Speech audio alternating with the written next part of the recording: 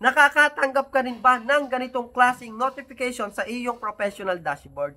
Kung nakakatanggap ka niyan, ay huwag mong palampasin. Gawin mo na agad dahil mismo si Facebook ay isinasuggest dyan dahil malaki po ang maitutulong nito sa performance ng ating mga pinopost. Nakalagay dyan, respond to 50 comments.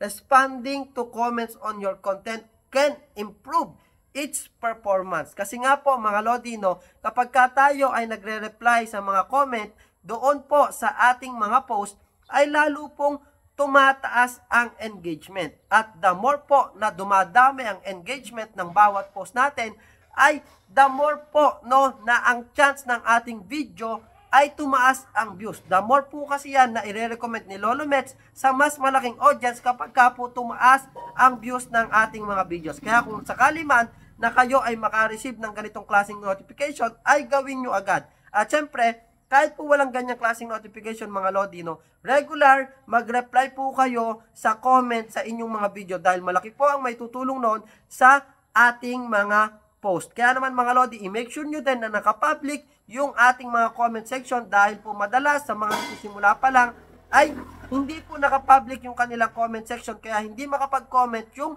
mas malaking audience. Okay? Kaya naman huwag mong kalimutang i-share ang video na to at i-follow na rin ako para updated ka sa aking mga video tutorials. Stay tuned!